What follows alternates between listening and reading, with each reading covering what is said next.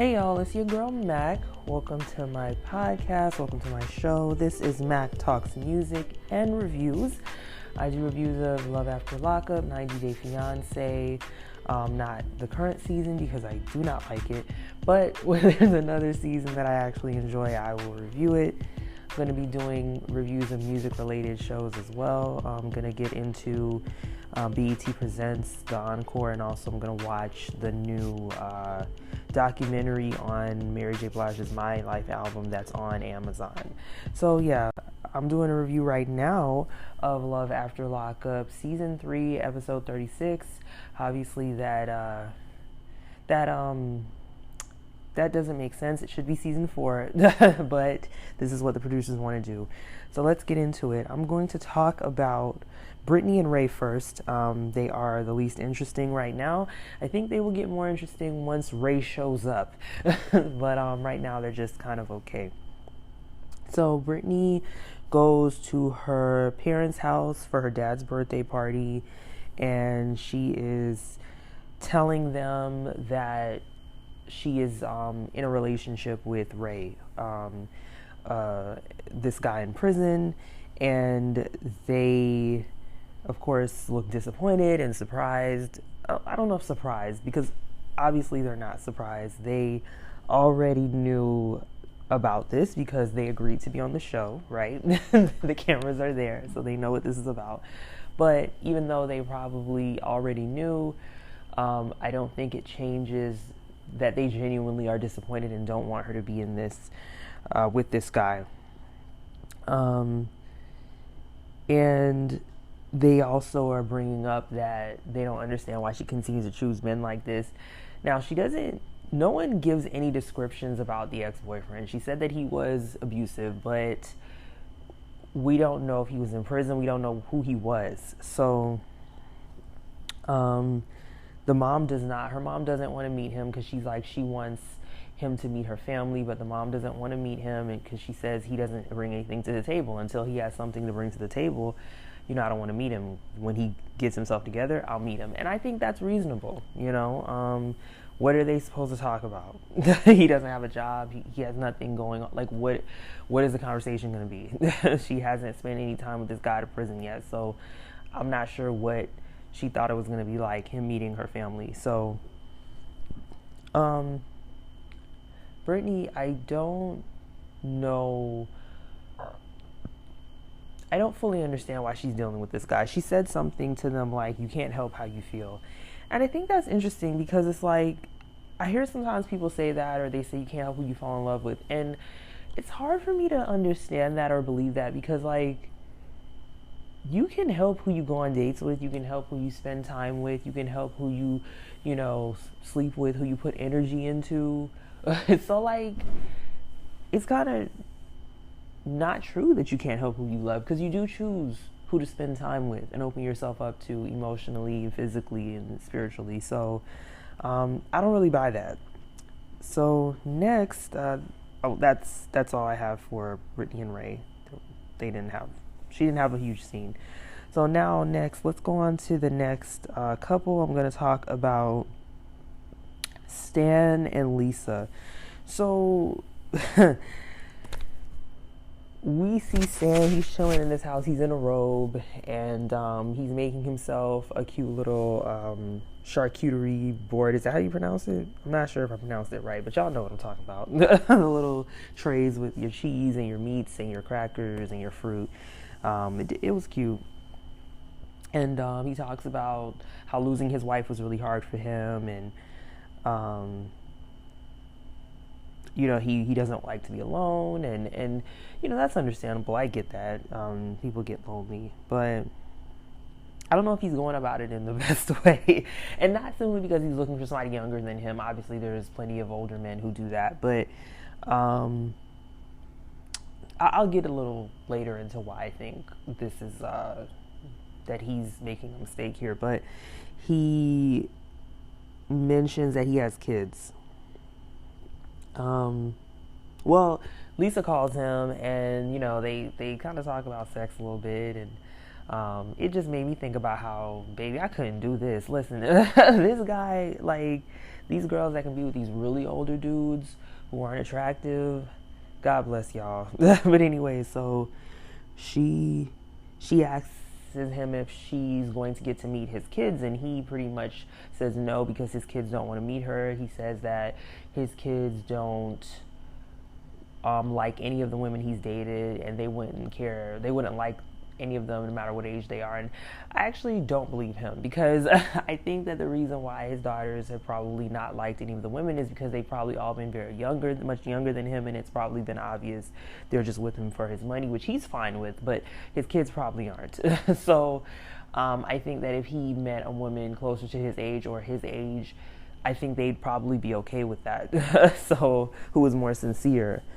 So then he says that he's going to leave his wealth to his children, that each of them are going to get 25%. I don't know. I think he had at least 2 daughters. I don't know if he had more. But he says that he would be open to marrying Lisa and also giving her 25% of his wealth as well. And I was quite shocked that he said that on television, that he allowed that to be recorded, and why he would even volunteer that. I know the producers probably asked him, but I'm like, this man can't be this dense. Like, he could not be this foolish. And I'm going to discuss why it was quite unsafe for him to say that a little later. So he ends up going to a wig store, like not a beauty supply, but specifically a woman who sells wigs, who makes wigs and sells them. And because he wants to get some wigs for Lisa so she can feel good, because she tells him that she has lost her hair. How did she lose her hair? She lost it after getting it snatched in a fight. Her hair got snatched out of her head in a fight. So we know who won the fight, and it was not Lisa. I mean, maybe she still won it. I don't know. Maybe she pulled the other chick's hair out too. I don't know. But I was just like, ma'am. I mean, I've seen fights in my life when I was in like middle school. I ain't never seen nobody's hair get snatched out their head. I mean, and like, did she snatch all the hair, or was it like one area and then she had to cut the rest to even it out so she didn't have like this big bald spot? Like, it's just like, what? And then okay, so he went to this black owned business. It was a sister who owned it, and I was happy for her that she was getting some advertisements, because her wig looked good. The wig on her head looked good. I mean, it was like bleach blonde. I'm not going to comment on the color, but it looked like human hair. She laid it well, so it looked good. And so I was like, okay, she knows what she's doing. But those wigs that she sold him, first of all, they look synthetic. That's number one. Now, I could be wrong. I'm not a wig specialist, but they didn't look like human hair. They for sure were not lace fronts. And I was like, why didn't she give him? All of them had bangs, and they just didn't look that great. But she charged him $1,300, and I was like, ma'am, they don't even look like human hair, and they're not lace fronts. Like, I was like, whoo, she's scamming this man. But so before he leaves,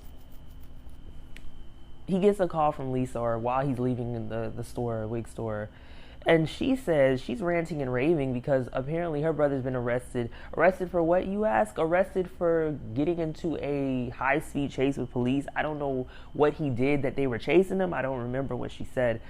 And Lisa says, I don't know if I should just let him stay in jail and charge it to the game, or if we should help him. And I was real confused because I was like, who is we? We don't have no money. Stan has money. I mean, I don't know what kind of money Stan has in the bank. He said his net worth is $2.3 million. That I think might be assets. Maybe he's including the home he lives in, or he has another property that he rents out or something. And I think maybe he has stocks.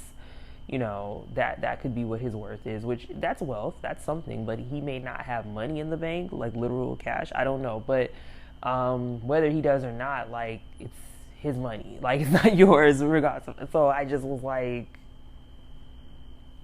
even how she approached it was weird, because she could have been like, yo, could you help my brother? You know, I really want to help him, but I don't have the money. She didn't even approach it like that, talking about we. But anyways, Stan ain't having it. He was like, nah, we gonna leave him in there. No. And that does at least show me that Stan is not necessarily got, like, this woman doesn't have a hold on him. So that's good that he was just like, no. Now, we don't know if he's bailed the brother out in the past. We don't know. But he said he's only spent $5,000, so probably not. Now, and I will say this, I think unlike everybody else, Stan is not purporting to necessarily be in love. Like, I don't get the vibe that he's enamored with her personality or anything like that. Like, he's being very clear that he wants sex and he just wants a young woman next to him. I'm not getting vibes that he's so in love and enamored.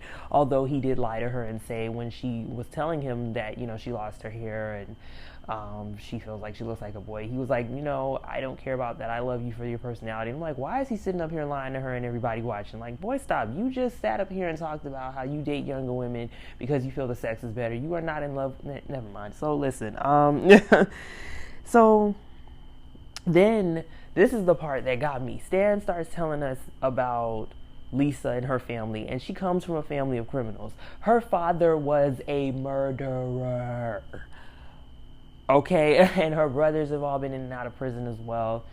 And I'm like, okay, so you said this, you're aware of this, and you chose to say it on this show. And then you also chose to say that you would possibly consider marrying this woman and giving 25% of your wealth to her. I'm like, man, sir, what? Like, this woman could off you. Like, this woman could get rid of you. First of all, this woman could like convince you to marry her, get rid of you, and then take your assets and your property. Like, dude, like, I could not understand why he would say that. Even if he was thinking it, he should not have said it. I'm like, yo, this man about to end up on a true crime show. Like, I was like, you do not know what this woman is capable of. Why would you say that? I mean, what has she done to earn your trust? Why? I mean, even if you were going to marry her, why would you give her anything? You can marry her, have her sign a prenup that she gets nothing. Or that you leave her, $2,000. Like, why would you say that? I mean, I was just flabbergasted. Because, I mean, you would think that him knowing, the background she comes from, that he would protect himself, that he would know that this woman could try to harm you and take what you have. Like, my God, this, this is, okay, so hopefully Stan can stay safe.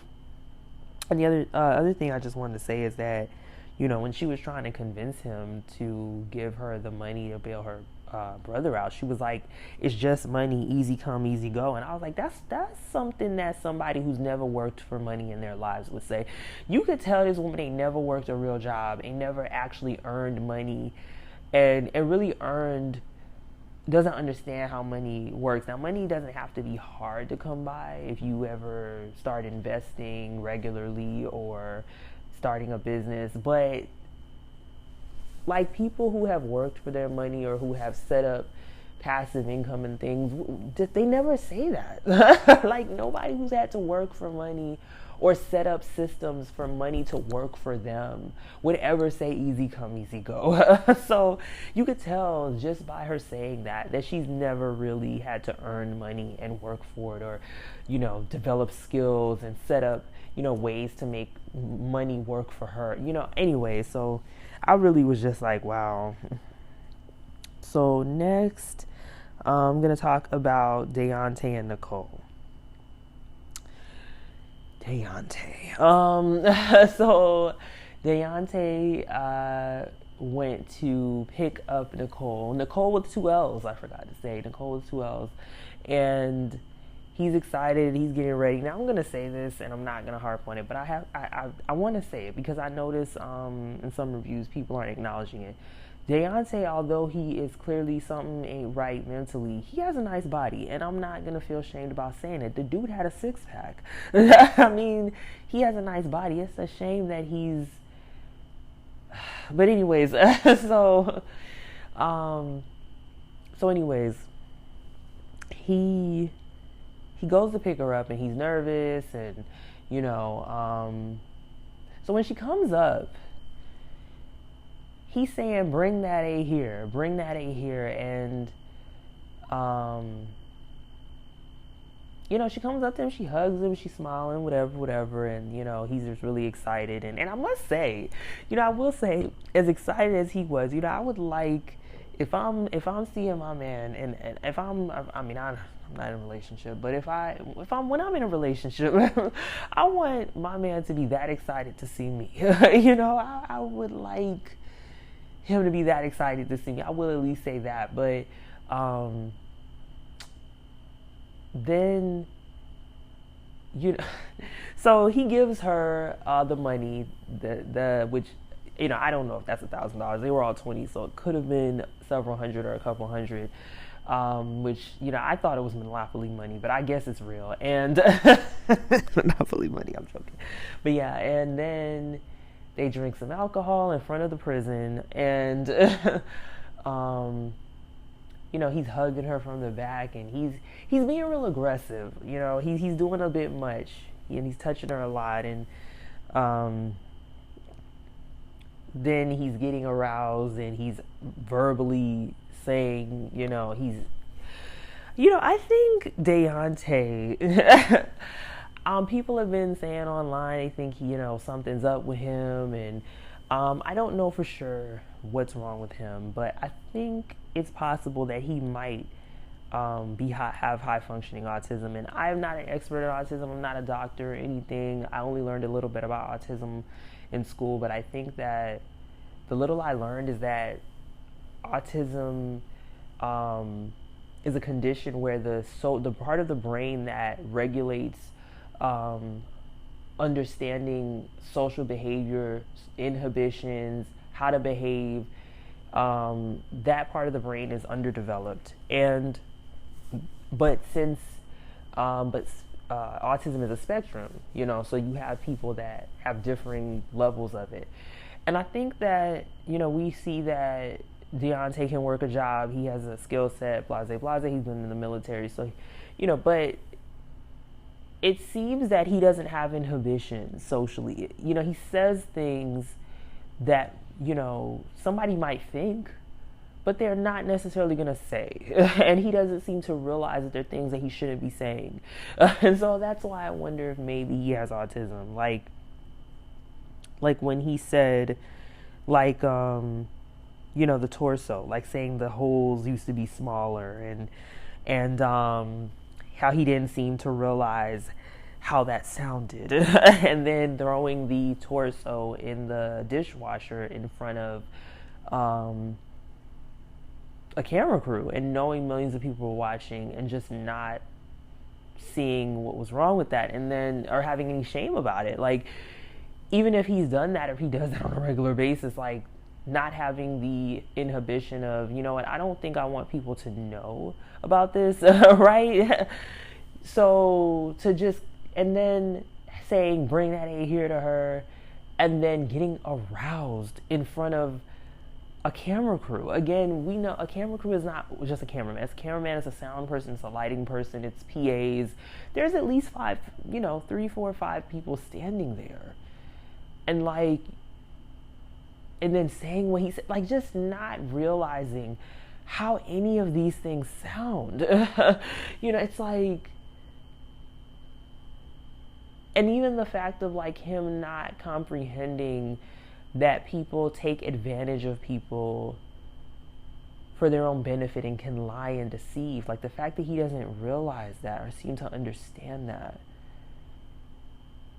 So it's not understanding that some people use their, like, you know, will take advantage of other people in social situations depending on what it is. Like, so, like, it's possible, I don't know, but part of me doesn't want him to be autistic, because then it's like I can't really mock him, you know, I can't laugh at him. It would be, I'd feel bad. So hopefully he's actually not.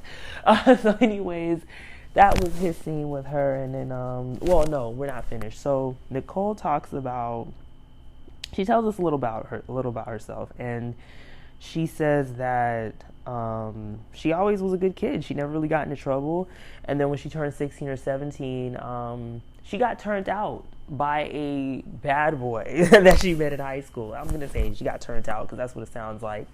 And she started getting into trouble and, you know, stealing and doing drugs. She said she was doing taking Xanax, and she was like, Xanax just makes you want to rob people and something else. And then I was like, you know, I don't think she knows what Xanax is. I don't know if she realizes that Xanax is, that's not what it's supposed to make you want to do. Actually, it's a medication for depression and anxiety, I think.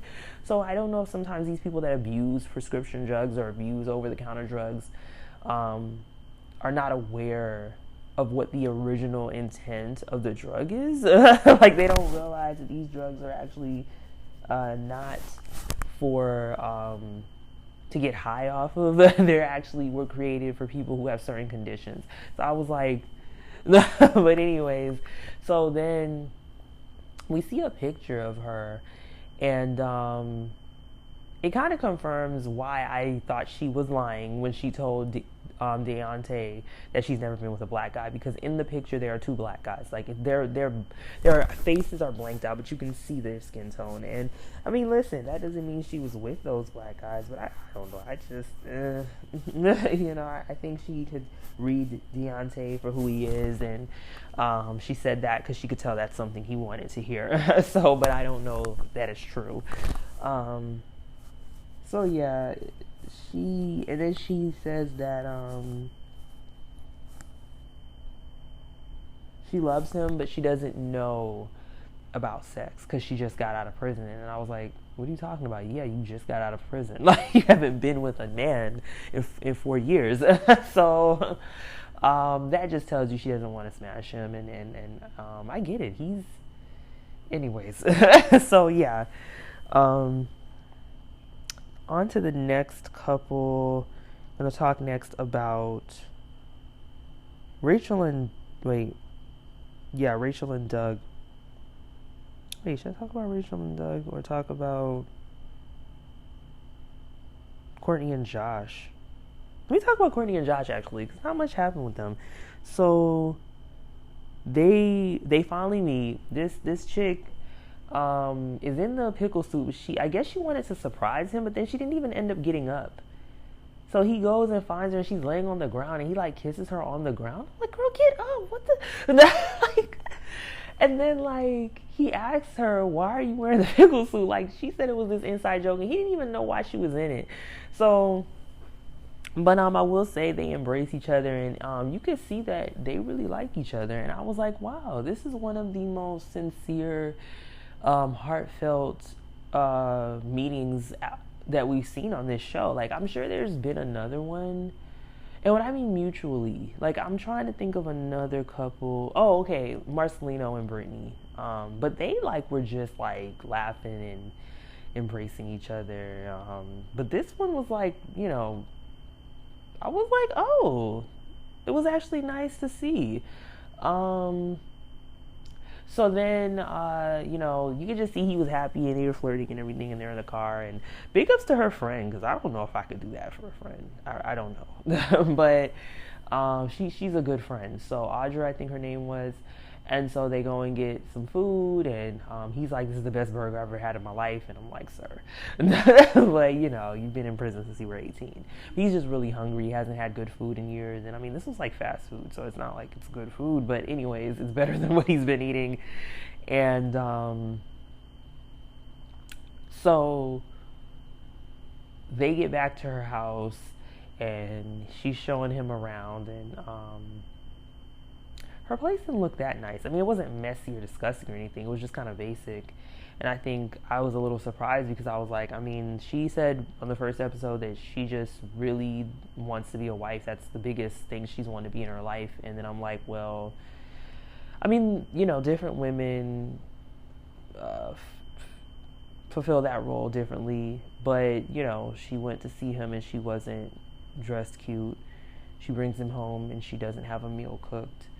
Her place is not decorated or like really nice looking. Like, I mean, she didn't really do some of the like stereotypical or traditional things that, like, for me, I would, like, I think a man would expect, and I don't think it would be unreasonable for him to expect. But this is a guy who's been in prison since he was 18, so he probably didn't have any of those expectations. So anyways, now, you know, they're both nervous. I mean, she's not nervous. She's ready to get it in. He's a little nervous because, you know, he's been in prison since he was 18.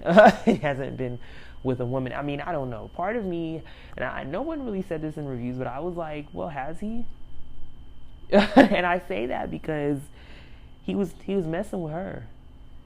So was he ever messing with any of the other female guards? Has that occurred to her? But anyways, you know. So, and was he messing with any men? I don't know, but so he they're like cuddling up and kissing, but like the dogs are on the bed, and I'm like, wait, are you gonna leave the dogs there, or like what are y'all? You know, and then even that, like, she didn't even.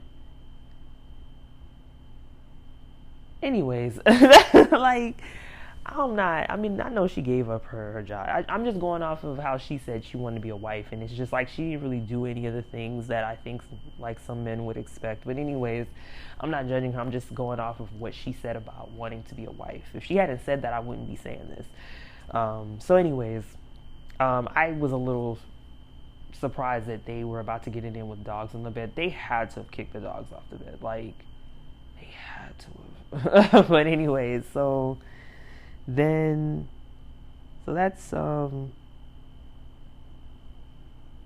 oh, and he's gonna be able to stay with her for the 14 days of quarantine, and then he's gonna have to go stay with his cousin. So that's about it for them. Now, Rachel and Doug. So Doug calls her and he's still talking crazy. Like, I mean, how every time? I guess this is what they're showing us. They're not showing us if he has any phone calls where he's calm. Because how come every time now we're hearing him talking on the phone crazy? And I'm just like, he's not talking to her like this every time. He can't be. But he's again like, oh, have you called my PO? Have you done this, that, and the other, whatever? And I'm just like, where is this freaking entitlement coming from? How in the world is a man in prison paying no bills, no money, no job, nothing? How in the world could she allow a man like that to talk to her? I mean, a man who's doing all those things still shouldn't talk to a woman like that. But especially when you have nothing. How do you, and I'm telling you, when he gets to the house, I don't think she's gonna be taking that. Like, at first, I mean, if he's blowing her back, I mean, if she enjoys the sex, maybe at first. But in a minute, when he's not, when she's looking at him and she's like, hold up, I pay the bills.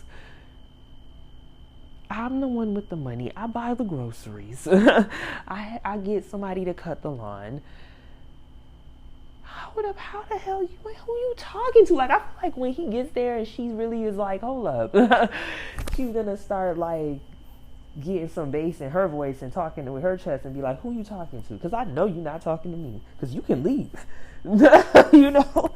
So yeah, we'll see. So she goes and talks with her mom, and you know, I feel bad. I feel for her mom. You know, you could just see the pain in her eyes, and the disappointment and the concern. And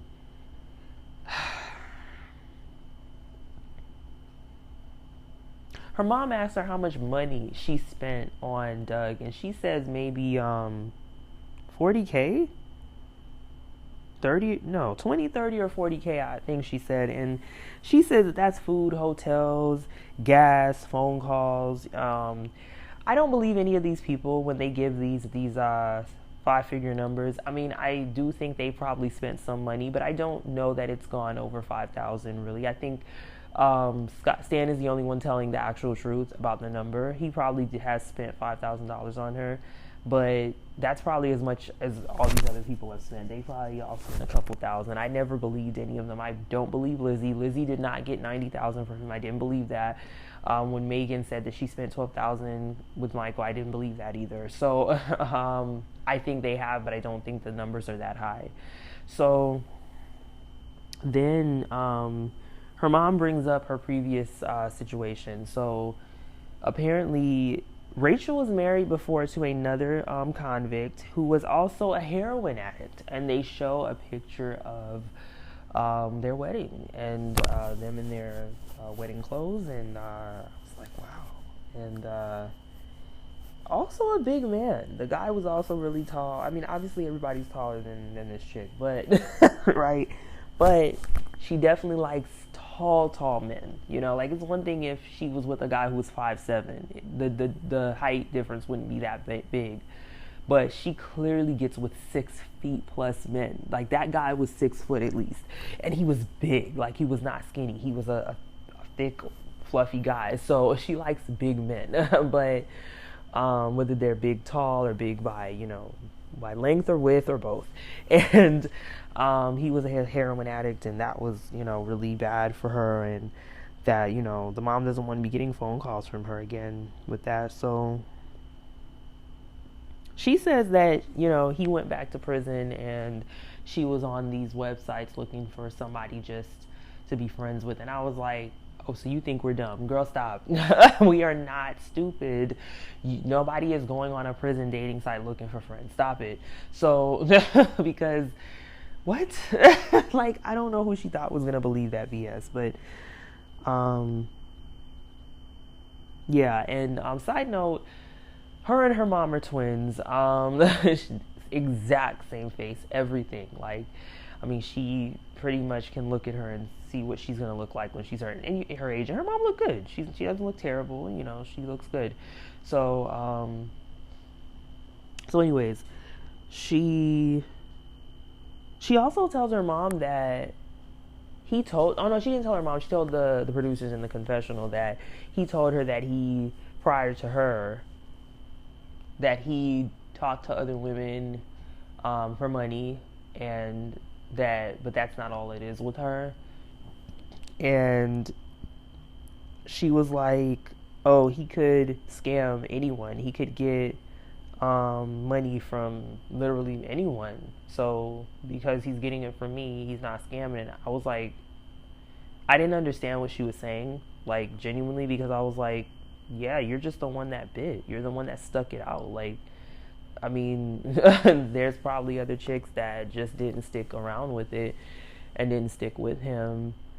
And you're the one who stuck with it. You're the one who came to visit him. Like, you're just one of the chicks who stuck around, and you got him on a TV show. I mean, now he's gonna be able to get his own money without trying. He's gotten a paycheck from this show. Like, what? So I didn't know what the point she was trying to make, because I didn't really get it. And then she also says, he's made all this effort to be with her, that he worships her. And I was just like confused, because I was like, what kind of effort can you make from prison? Like, what are you talking about? Like, I don't understand what she's saying. Like, what could he be doing from prison that's effort to do what?